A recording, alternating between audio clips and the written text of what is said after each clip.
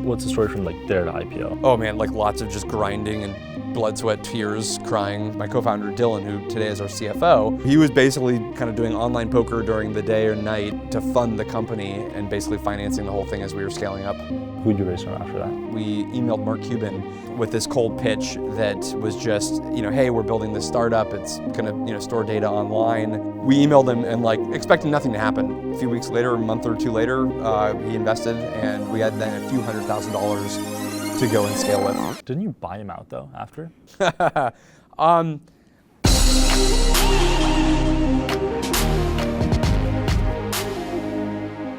Yesterday podcast is brought to you by Ro, the all-in-one banking platform for startups. Thousands of companies use Ro. You get everything you need to manage your startup's cash. Fast banking setup, cards with up to 2% cashback, and yield that turns your company cash into extra runway. All super useful in the early days of launching. But the thing founders really love about Ro is their team. Candidly, they were amazing to partner with us on. They're about 3 hours ahead of my time zone. I don't think they ever took over 10 minutes to respond back to a text or email of mine. They're obsessed with helping founders beat industry giants, and will go to the end of the earth to help them do so. Exclusively for Yesterday Pod listeners and viewers, you'll get a $1,500 statement credit and tons of exclusive perks when you manage your company cash with Ro. Terms and conditions apply. To learn more, visit ro.co/yesterday. That's rho.co/yesterday. Ro's a fintech, not a bank. Checking and card services provided by Webster Bank. Member FDIC. See rewards terms for details. Mark? I love it. I'm very serious. This is good. Okay, cool. All right. Thanks for doing this. It's good to see you. Thanks for coming over. Of course. I think it'd be fun to build a little of the story behind why you started Box. Yeah. The early stories there, and then jump to kind of IPO and present day onwards. Sure. AI, I think, you especially have grown Big your fan of AI. Twitter audience Very accordingly. happy with AI right now, yeah. Touch a bit on, there's just one story. Yeah. As you built a Box. I think your co-founder, somebody had sort of funded Box off of poker winnings. Yes. Touch on that and, Yeah. and kind of then jump to how you built Box from there into this big company. Yeah, so we started Box in early 2005. The idea kind of started germinating in late 2004, and the original idea was let's make it easy to access and share files from anywhere. And at the time, it was just like unusually hard to access your data because you had to have USB thumb drives, you emailed yourself files, you had to set up FTP sites. So super complicated process, not something that most people wanted to do. So it was very painful. And we said, well, what if you could just access your data from the internet? You load up a web browser and you pull down your files and work with them anywhere. So that was the original idea. And we felt like this was the right moment to create the company because the internet was getting faster, storage was getting cheaper, browsers were getting better, so you could have much more interactive experiences. So we kind of got this idea. We started building some initial prototypes. We worked with some contractors as well to kind of help build out the software initially, and it actually kind of started working at least enough where we wanted to keep fueling There were no competitors back then? It's just you? Well, basically, in the late 90s, this was a market that briefly emerged called online storage, and there was probably 20 companies at the time. The problem was storing data on the internet in like 1999 was way too expensive, way too slow, and you couldn't do anything with it. So these guys were all just a little bit too early. And so by the time kind of 2004 rolled around, all of those companies had either died off or become zombies.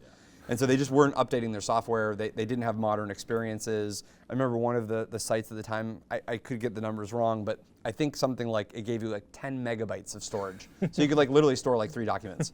And that was all you could do. So we said, well, it should be cheaper, faster, easier now to do this, and like now is the chance to really kind of do this idea in the right way. So we launched the idea. It got a little bit of traction. We were getting like a few signups per day, and then it started to get a few signups per hour, and so we were kind of scaling up a bit more, and we had to fund the company. This had just been a couple $1,000s initially of investment, and my co-founder Dylan, who today is our CFO. He had made a bit more money than I had at the time, which was like a whopping like $10,000 or $15,000 on online poker. And so he basically put all of that money into the company so we could scale marketing and the server bills. So he was basically, kind of doing online poker during the day or night to fund the company and basically financing the whole thing as we were scaling up. Did that scale over time? No, Did you eventually- it very quickly evaporated, Yeah. and then we had to turn to real venture capital. But it was a great way to initially fund the business.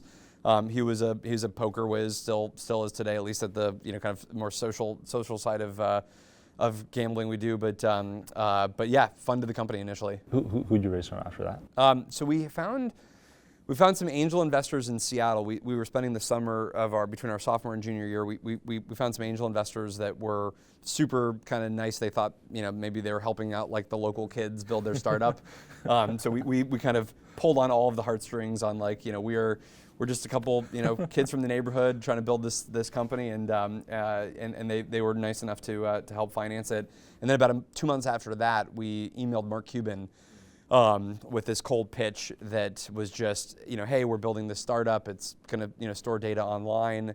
And I think because of his broadcast.com experience, Had he just sold that company? What was he had sold it a few I think early 2000s, late 90s, that time frame. So he had made billions of dollars, right? Yeah. Like he, Cuban is this, is somebody to study for multiple reasons, but one was just the finesse and the timing at which he sold broadcast.com, and then was able to parlay that money into other investments and scale that up. So kind of brilliant investor on that front. But also just one thing that he for those that have ever kind of pitched him, like he just is a rabid emailer, and he'll just read his email like within 2 minutes, get back to you even if you've never he's never heard of you before. So we emailed him and expecting nothing to happen, and within a few hours we got an email back from Mark Cuban. We couldn't believe it was actually him. And he was interested in the company, and then a few weeks later, a month or two later, he invested, and we had then a few $100,000 to go and scale with. Didn't you buy him out though after? We did. So basically, we were able to get his funding. We launched. We started scaling up the company. We then were at this kind of decision point where we decided to drop out of college because there was just too much kind of going on in scaling the business and going to class. And I distinctly remember there'd be these really important classes that you'd have to be learning something that we'd be tested on, and I would just be dealing with emails on my BlackBerry from customers and just changing passwords for them, and helping them with logging in or uploading files or something. And so it got to this point of wow, we have way too much going on on the customer front and scaling the business, and so I'm going to totally flunk out of college, so I might as well just pause anyway. So Dylan and I decided do a leave of absence, drop out of college. A few months later, we actually had two other formerly high school friends also drop out. So it was kind of four of us living and working in Berkeley. And we got to this point where we kind of eventually decided, okay, this is sort of like a go big or go home moment. We're dropped out. We have the kind of makings of what we think is going to be a transformational company, but we have to decide How to go. big was the company? What was that? You were growing fast. What was the revenue? No, still thousands of signups or Yeah. something like that. Okay. So this was the juncture with Yeah. Cuban. We decided we're going to introduce a freemium version of the product, which was going to get very expensive very fast. We would have to subsidize it with lots of venture capital, and then you're just betting that you're going to upsell customers at some rate. And so the idea was, let's do a freemium strategy. Let's give away some storage, and then go big with this. We announced that, and then things went fairly exponential. We were getting thousands of signups a day, and that would really have things take off. But we got into this kind of challenge with Mark, which was he I think had a different approach, which is build a profitable business, don't require as much venture capital, don't sort of have to do as much subsidization up front, focus on cash flow positive. And we sort of said, no, we want to go big on this. And so he was kind enough to say, okay, I think we have a different philosophy, and if you want to buy me out at this next round, then that could be something we do. And so we went that route. So that unfortunately, that meant we weren't kind of partnering as much up, but we got great advice for the kind of year and a half he was an investor. You're still close to them? Yeah, we email and text every some amount of frequency. I follow kind of everything he's doing. Love what he's doing with Cost Plus. I think huge ability to transform the healthcare market. I would recommend him to any entrepreneur. He's he's obviously as wild as he is on TV and over email and the other contexts, but he's got a brilliant mind for startups and entrepreneurial kind of endeavors. He gave us probably the most important advice that we got early on. Was he told us, we actually had this competing idea architecturally, really dumb at the time looking back, but we were doing cloud storage, and we also said maybe we should have like a peer-to-peer protocol approach as well. So a client-based approach that would do peer-to-peer transfer, and a cloud-based approach when you just want to be able to store your data and access it. And he basically said, like, as a startup, you can't hedge your bets. You just have to be committed in one direction. Like, you're not going to be able to do this, dual approach.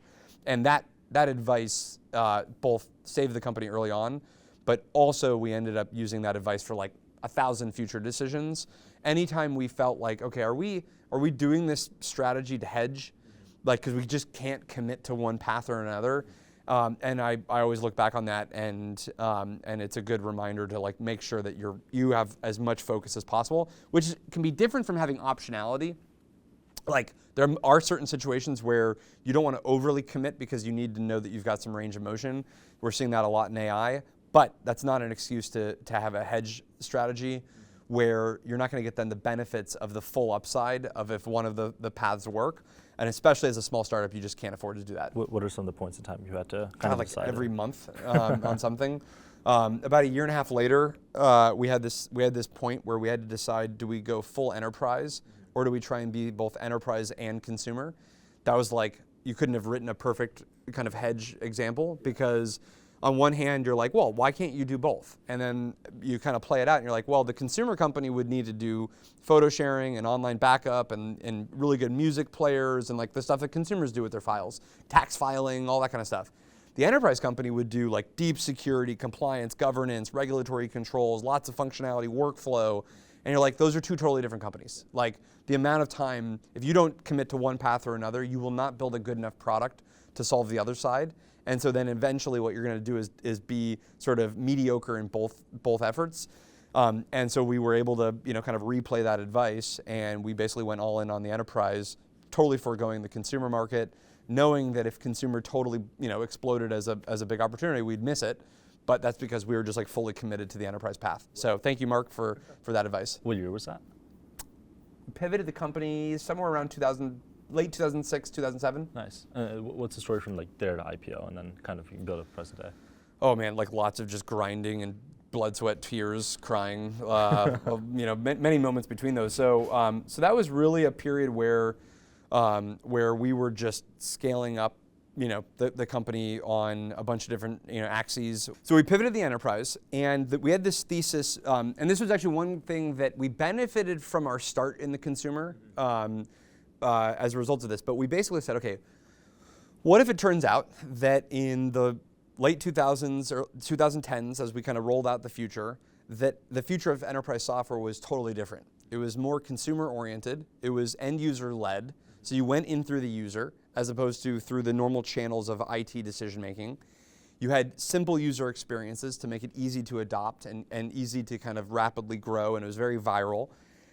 What if you could use freemium as actually this distribution strategy? So instead of just a top-down sales process that the big incumbents are going to do, you go in and give people a taste of the product so they kind of, again, start to adopt it on their own. And we went through and we kind of enumerated, 5 or 7 differences about enterprise software in a cloud and SaaS world that were different from the on-prem traditional world. Like, you go in through the user, you make it simple, it's, you have really strong APIs, you have a free edition, and you make it really kind of virally oriented. So we went and basically decided, let's go do that, but in the enterprise, and exploit the traditional sort of slowness of enterprise incumbents, where they wouldn't be able to react to something that, again, was easier, cheaper, faster than what they were doing. And eventually what we realized is we were doing classic innovator's dilemma, and we kind of then started to really kind of trying to lock in on that set of principles. And the innovator's dilemma is basically that when you're an incumbent and you have a very attractive business model, you never want to do things that are less attractive than your current business model. Like if you have a very profitable business that's like, has a set of customers and you're making a lot of money from them, and this new startup emerges, what you're going to do is you're going to convince yourself that that new startup is sort of not good enough for your customer base, and it doesn't have all the features that they need. And then what's going to happen is that startup is going to chip away at a couple small parts of your customer base, and you're going to start to pay attention a little more. And then over time, that incumbent will just move up market more and more, and then basically forgo that whole down market segment for the startup until they get big enough that they kind of take over the whole space. So we basically said, well, let's be the startup and insurgent in that strategy. And we were fortunate that the incumbents in the market had relatively attractive business models that they probably would not want to change. But then more importantly, those business models were not built for the world of SaaS.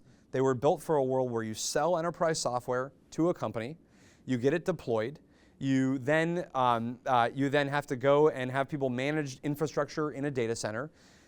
You have lots of consulting hours, you have lots of dollars that go into implementing it. It's this very long process, and they would not be ready for a world where the software just works within 2 minutes. People just start adopting it right away, and then it kind of grows from there. So we didn't think they would be able to build the software the same way, design the software the same way, make it go viral the same way. And for the most part, we were right. Now, there was increased competition over time that we had to kind of pay attention to. But the idea was exploit that differentiation and go really big in the enterprise. And then we got really lucky.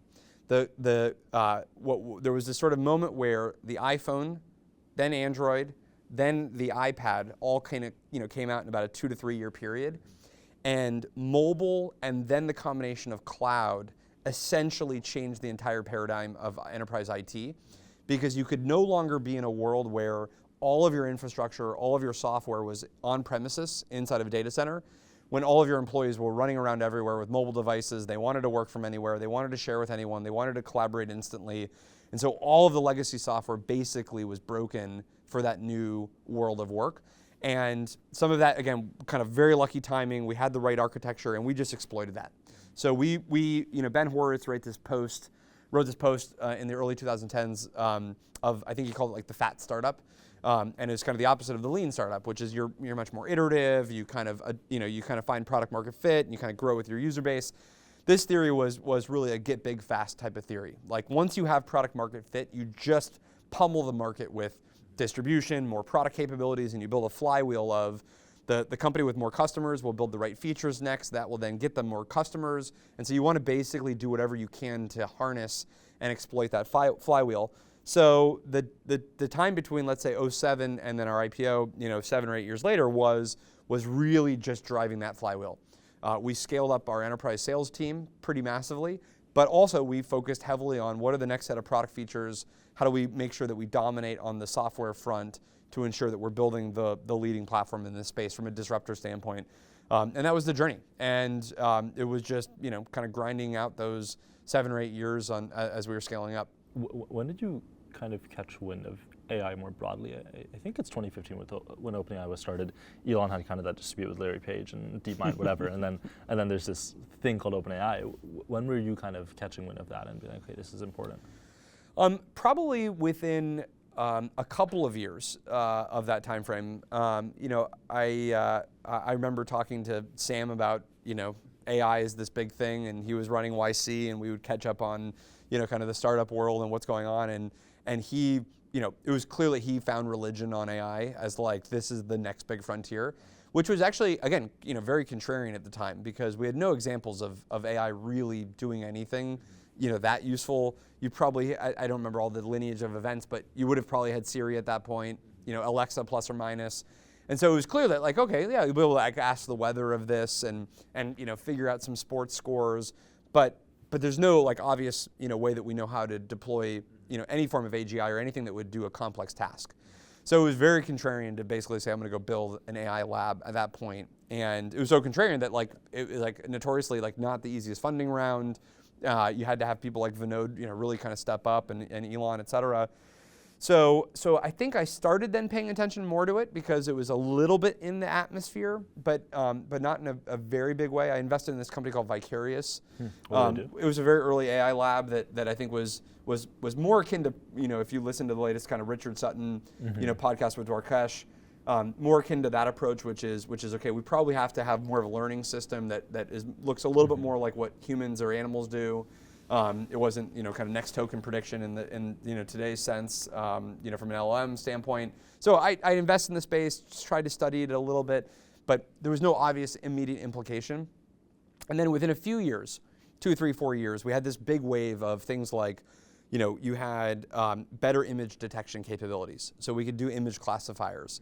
We had a little bit on the text, sentiment analysis front, and we started to see some use cases emerge. Like, oh, well, maybe we could read a document and tell you that there's a security, risk with this type of document, or we could look at an image and detect the people or things in the image. Like, you give us a marketing asset, we can tell you, there's a dress and it's red and these kind of things, and that kind of worked.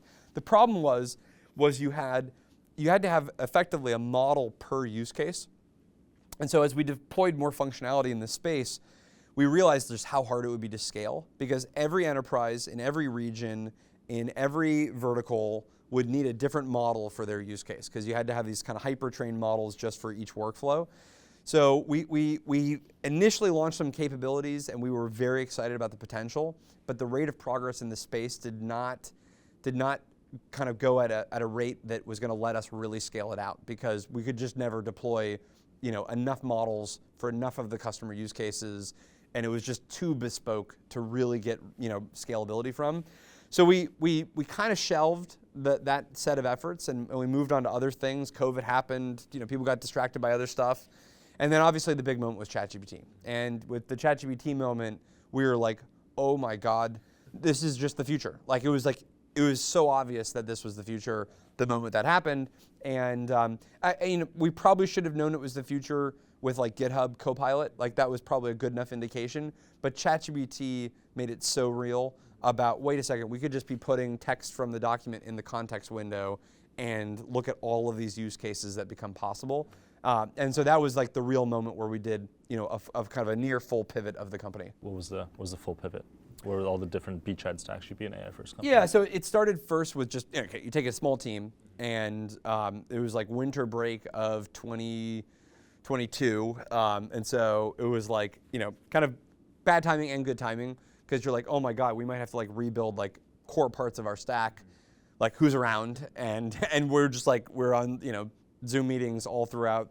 How big was that core team? 10 people. I don't know, yeah. Plus or minus. Fortunately, we had some of the kind of right ingredients of the right talent. Our CTO in particular is just super entrepreneurial, and he was already whipping up kind of experiments. We had a few engineers that we could kind of pull from existing projects. They were doing ML work and systems work. So we put that team together, and we were already kind of experimenting with a bunch of ideas. And by March or so, and because March was our financial analyst day that we do every year, by March we basically told the world that this AI thing's very real, and it's going to transform how you work with data. So we had a couple of months to figure out what's the impact. Now what's interesting is I haven't looked back on it, but I doubt we used the word agents once. So the idea that we thought was, okay, once AI can read or understand parts of the document, you can ask any question of it, you could generate content, you could peruse a large amount of information. That already is game changing for knowledge work, and that was kind of the vision that we initially laid out. And then you really kind of throughout the subsequent year and a half, it became very clear that okay, we were just scratching the surface of what was possible, and we knew that the potential was these sort of long running agents that could do more work, because you could see it a little bit in the early phases of GitHub, and then you had baby AGI, this little kind of early test case of what it could mean for the model to kind of loop over and over, and you kind of had to squint to see what's the impact of this, and you would have to have context windows expand dramatically, the capability level go up dramatically, or else it's just going to hallucinate its way through the workflow. You'd have to have the cost go down, otherwise it would just be too expensive. So you kind of had to believe 3 or 4 different major technology trends would play out. Lo and behold, every single one of those played out, probably way more than even what we realized and maybe thought would happen, and bringing us to kind of today, which is it's very clear that agents are the future, and at least for us, it's we are all in on what that looks like for enterprise data. How have you changed your pricing over time in regards to agents and other stuff? Yeah, so we kind of benefit from the fact that the end user seat doesn't really go away in our use case, because for the foreseeable future, the end user is sort of deploying the agent on top of the data that they have or have access to.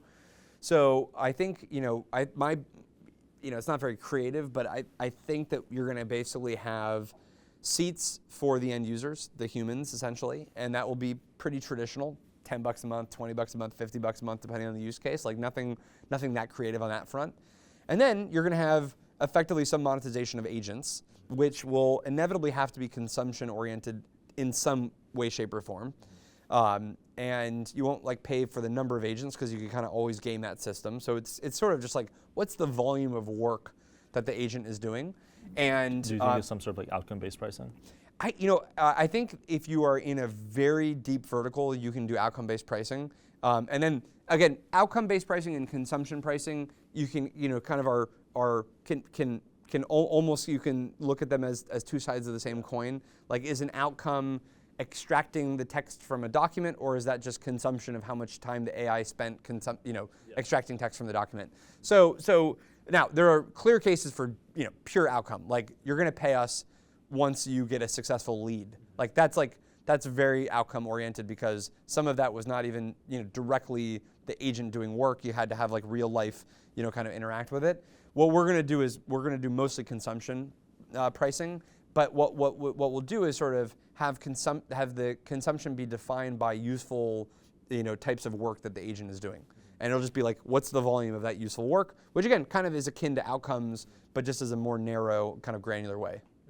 What are your thoughts on Sora and other current stuff? I think it's fun. I've made videos myself, and then for my son, like, he's really into this book series I didn't even know existed called Who Would Win, and it's like it's usually just like two animals that have like they lays out the set of facts for each animal. And then, like in theory, like which one would win in a battle, and so we make sort of videos of just like who would win, like a shark versus a blue whale or something. And Sora's like very good at like playing along with that. How old is he? He's 6.5.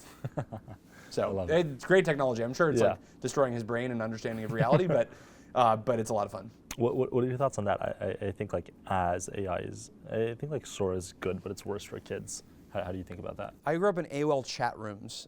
And like I would go to chat rooms with just random people on the internet that like you could find a chat room about everything, and like you'd have to be my age, but like what you'd do is it's like 1996, 1997, 1998, you go to this portal experience and you just would choose a topic. That was like the homepage of AOL. It was like, what chat room do you want to go to? And like you could do anything. You could go to like romantic novels. Like as like a 14-year-old, you could just like go to this like weird chat room, or you go to a chat room on like mountain climbing, and the reason I bring that up is like a lot of people have this fear of social media, and for good reason, and because the algorithms are very addictive, and I think there's a lot of things that are interesting about that. But at the same time, like I had access to the non-algorithmic version of that, which was go to online forums, go to chat rooms, and spend lots of time just doing meaningless stuff, and you just like I consider that to be a core part of my middle school and high school years. There were some good parts, there were some bad parts. It was totally weird. It made me kind of like who I am, and so that's why I'm like not overly like sort of I don't want to be like overly paternalistic about it, because I do think that like some of these things, like we had them as kids, our parents had a weird version. Our parents had a weird version, and this is sort of the natural thing. So on that hand, I'm like, I think that like this is just the new version of new forms of online experiences. On Sora specifically, that was probably more of like an Instagram kind of social media-esque point. On Sora specifically, I go back and forth because on one hand, an unlimited algorithmic feed of just junk is not good, no question. On the other hand, your ability to go generate a video on demand of something cool that uses your imagination to see something be real, like I think that's like totally cool.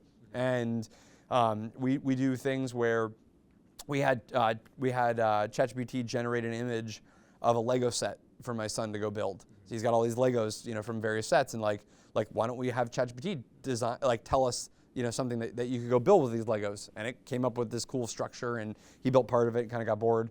But like that, it seems like totally a net good for society to be able to go and do that in some educational, fun way. So I think we just have to navigate through this, and that's why I don't have yet fully formed strong opinions. I think it really requires parents to be super attentive to how these tools are going to get used. Like I certainly wouldn't let any kid, just like be on, Instagram or TikTok or Sora all day, just like flipping through stuff. But 5 or 10 minutes making something creative, I think that's like a healthy balance maybe.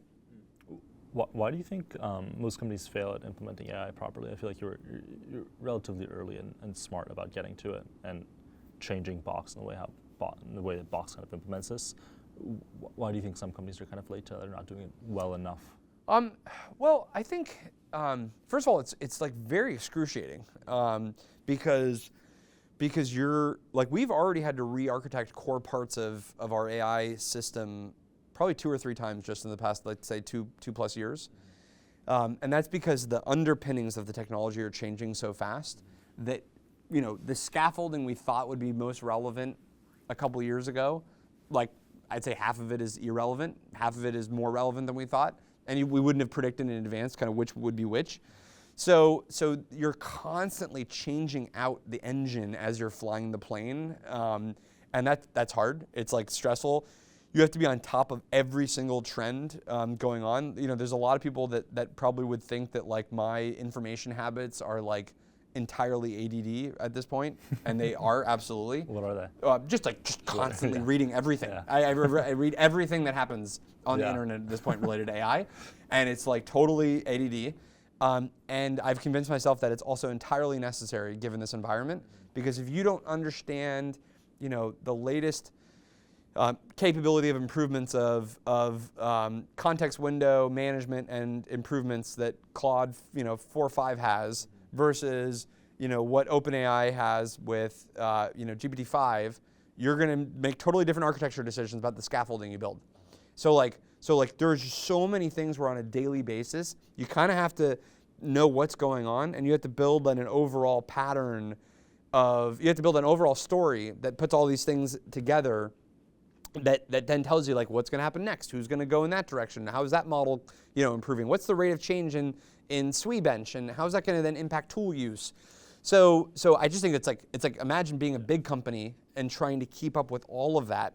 Usually as a big company you can be relatively insular, but this is not a market where you can be insular. You have to know what is going on in the top 4 or 5 labs. You have to know what are the brand new startups doing that you might need to learn from. I never, 3 years ago, I did not have to pay attention to what the IDE market was doing as it related to possible software trends for Box. Now, I am just studying Claude Code and Cursor and Replit and what are all the different products doing, because that probably will have some impact on what the future of agentic workflows are going to look like and what we should do within our experience. So just the surface area you have to study, the amount of events and how quickly things are changing, it's just hard to keep track of. And then you have to make the right call on your own product and your own part of the strategy. So that again is excruciating, but the good news is that it's actually a lot of fun. So I totally enjoy it. It's a blast. I wouldn't want to be in any other industry right now given how much change is happening. But it's a grind, and this is the closest to how I felt when we were in 2006, 2007 than at any other point in the company's history. What do you see Box's future looking like? What's the kind of trajectory there? What's super exciting is that if you think about unstructured data or content, financial documents, contracts, marketing assets, research files, all that data, you've never really been able to automate any workflows around that information before. It's just not been possible. You don't know, the computer doesn't know inherently the meaning of what's in that information. And so you're limited by, unless a human looks at the document or reads the presentation or listens to the audio file, that's the only way to get use and value of that data. With AI agents, we can finally bring automation to all of that work. So what we are imagining is a world where you just tell an agent to go do anything you want with your enterprise information, and it'll just go out and execute it. Hey, I got this RFP request from a client. Write the RFP response based on this existing data. Maybe you just save 6 hours, right? I have a new sales presentation for this client. Here are the last 5 successful sales presentations I've done. Go and update it with this information. Hey, we have to generate a due diligence report on this client. Here's a bunch of 100 financial files and contracts that they have. Go and write a due diligence report. Think about just the sheer amount of efficiency and time that goes into all of those kinds of workflows that now AI can begin to do for us. We're still very early. It'll get things wrong. It'll hallucinate at certain points. It'll pull the wrong information. This is why we spend just a ton of time figuring out what's the right architecture, how do we do context engineering, what models are going to be best at that. But the future for us is building a platform that lets you deploy AI agents on all of your data to go automate any of that work. Who do you look up to, if anybody? Kind of the inverse, like everybody. The list is too long. I watch and learn from, and I'm excited by the CEOs of the biggest companies, and I've been very impressed by the execution of, Google's been in a tight spot and how they've had to pivot through that. Salesforce, just watching the continued platform shifts that Mark leads there. Larry Ellison as just a complete OG of the enterprise space, and being able to figure out the next path for them. Jensen, obviously, just the way that what they've done with NVIDIA, all the way to 3 and 5 person startups where I learned vastly more than I ever thought I would from a 5-person company, because they're just operating so differently. And it's just incredible to see how they're executing in these different ways. What's your relationship like with Jack Dorsey? There's this tweet from about a decade ago where he was like, Aaron Levie is my favorite entrepreneur. Okay. And I was like, this is super unique. What is the story there, if you remember it? And what is that like? Yeah, I mean, I don't know if there might be some exaggeration in there, but Jack, there was a time where Jack, Dick Costolo, and Ben Silberman and I, we would just jam on various kind of like learnings of building companies and kind of talking through as we were scaling up. So spent a bit of time with Jack in the early days of obviously Square being built, and didn't know much when it was the pure Twitter days. But yeah, I mean he's definitely an entrepreneur I look up to. What are the core things you learned from him back then? Well, he has a lot of idiosyncrasies of management and his style. Dick as well at Twitter at the time, and just things that we never replicated, but always super fascinating. Of just I don't remember who to attribute it to, so I'm gonna just get it wrong. But there was one theory that if you just write down every single decision in every meeting and made that available to everybody in the company. There was this interesting idea of just a heavy documentation culture of making all information available to everybody. I don't remember who to attribute that to, but just these novel ideas of scaling companies. How do you think about management? Jack is obviously an incredible design-centric leader, and so I always was trying to learn how do you make sure that you're pushing people to the limit on doing great design. In enterprise software in particular, enterprise software is not known for good design, and we've always tried to say, how would we design this as a consumer company to make sure, just quite literally, the pixels have to be great. How do you make the pixels awesome in enterprise software? It's hard to do because you have all these competing tensions when you're building enterprise software. So Jack, Ben, other folks were just awesome to jam on about how do you build a great design culture. So some examples. Yeah. Do you have any advice for young people building in AI right now? This is the most exciting period I've seen in software, at least in 15 years. And there was a window 15 years ago, maybe started 17, 18 years ago. It ended in the early 2010s, where the iPhone had just really kind of scaled up, reached 100 million people or something plus or minus. The App Store was out there. Cloud was working, and there was this window where you could kind of go after a series of spaces because there was no obvious incumbent. So and you could almost, people didn't literally do this at the time, but you can kind of look back and you could be like this. Imagine it's 2010 and you're just okay, I'm hungry. Well, boom, there's 5 startup ideas, Instacart, DoorDash, etc. I want to listen to music. Boom, Spotify, a few others. Boom, I want to take a photo and share it with people. So you can kind of go through the list and be what are the staples of humanity? like communicating, eating, listening to music, traveling, and you had like, you had this moment where there could be like 50 different companies that got built, and they did get built, where there was a natural disruptive advantage of being a startup versus any of the incumbents, because the incumbents weren't built for mobile, they hadn't moved to the cloud, you could be faster, cheaper, easier than all of them, and that was this window. And coincidentally, probably not actually that coincidentally, like half of them were like YC companies because you could have this very fast network effect of information of like, oh, this is how to do a network effect business, in the local space, and so you could kind of do that and replicate it over and over again, which was awesome. So that window happened. That window, ended, let's say, the mid 2010s, because eventually these companies were so good that you couldn't kind of outflank them anywhere. Like there was no way to Spotify solved the problem of music.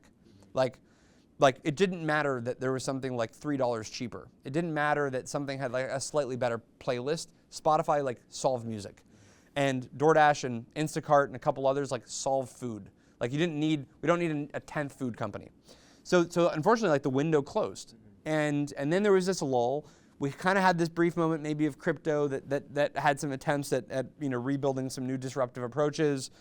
But for the most part, like the big spaces of software, we checked the boxes.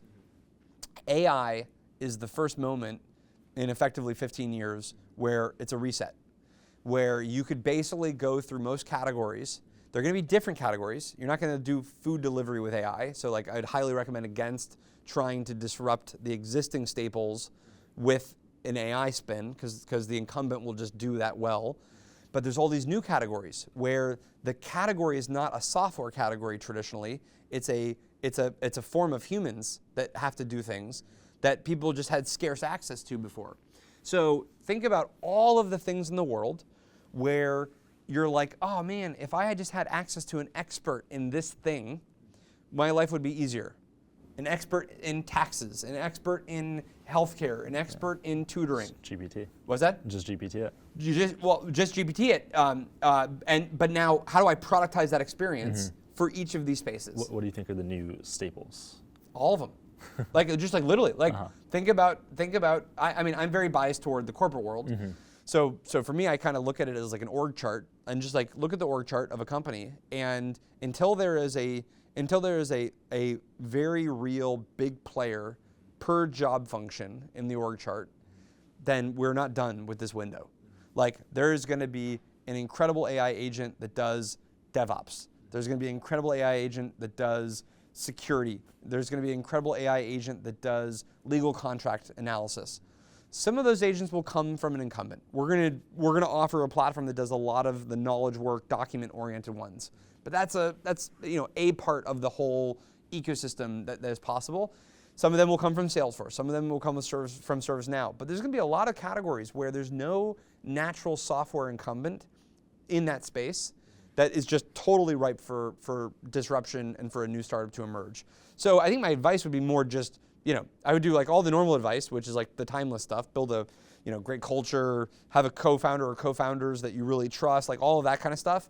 But the moment that we're in right now would be one where you would, choose a space that we've never had software before for that space, where it's packaging up some form of human intelligence and making it accessible to a far bigger market than previously would have had access to whatever that thing is. What do you think you've learned from Jack Altman? I mean, Jack is, just one of the nicest, thoughtful entrepreneurs. Now, obviously, venture people out there. Almost too kind. Yeah. He runs just amazing company, amazing venture firm. Yeah. What do you think in terms of people who are amazing operators, but are maybe a bit too kind and not as, I don't know, to the point? Well, I think empirically it works. Yeah. So maybe we need more Jacks in the world. Maybe that's the primary lesson here. I mean, I think that I've never worked for Jack, so I don't know what he's like in meetings and how he executes or makes decisions like that. But in general, I've just always had incredibly pleasant interactions with him, and it's kind of like again, maybe these people don't want this to be their brand, but like Dylan Field at Figma, it's just so kind and such a nice person. And again, maybe he's like a killer in the meeting with you, but like you don't get that sense in other contexts.